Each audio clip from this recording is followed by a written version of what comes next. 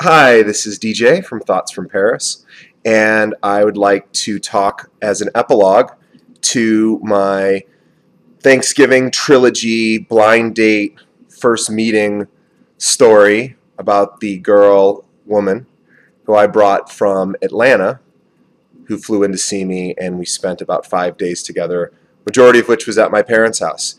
As predicted, this has become my most popular read stories of all time, second only to the two stories about my father's private area, which also are being still widely read.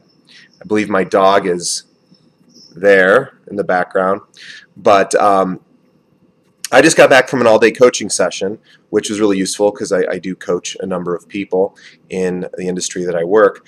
But also, it reminded me about something that happened over this weekend. So I was with this girl who I'd never spent time with.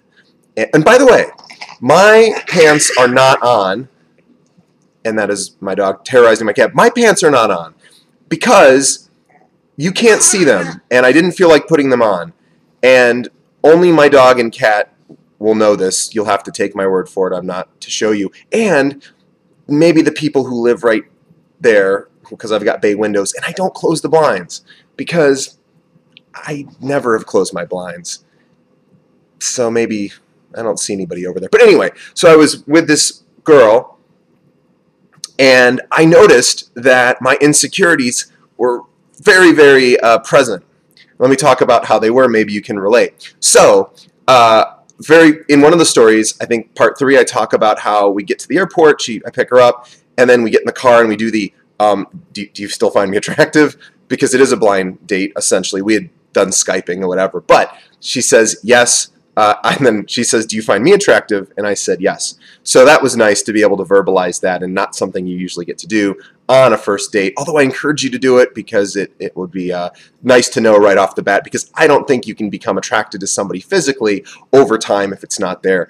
At least that's how it works for me. So my next insecurity, after I found out, oh, she likes the way that I look, now that's sort of the part that you can't control. If they don't like the way you look, not much you can do about it, except get really better looking, which you all should do. But what you do have control over is, or at least what you perceive that you have control over, is your personality.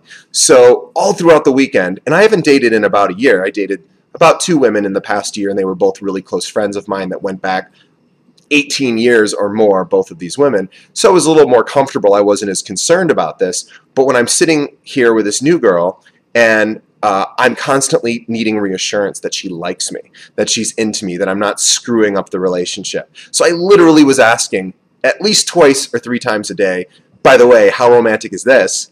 Going, you still like me? Am I having a good time? You know, it's still working out for you? And thankfully, she was super insecure too.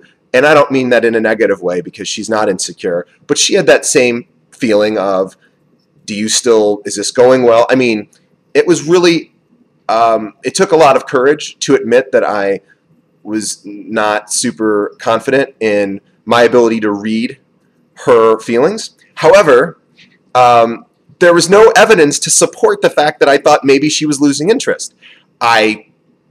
She was constantly around me. She was being affectionate. She never once pulled away and recoiled in horror when I slapped her in her rear end, because that's what I do. And she was seemingly from an outsider, they would have thought I was crazy. No, I was just really insecure. So I have found somebody, and again, I hope all of you can find somebody where you can share your true self, which oftentimes is not super secure and put together. And you can say, hey, I don't know if I cleaned my ears out in the last week, because I never know that. I know I do it, but I don't know when I do it, and I don't probably do it enough. And it might be pretty nasty in there. And if you're putting your tongue in there, then you might be coming out with something you didn't have coming in. So I'm just saying, if you can find somebody and have that sort of courage to say those types of things, and they don't run away screaming, which she did, but I shut the door so she couldn't leave, then that's a relationship that has the potential to grow into something real. that's all I really had to say today. And if you'd like to share your whatevers, you can comment below. And bye. I'll see you tomorrow.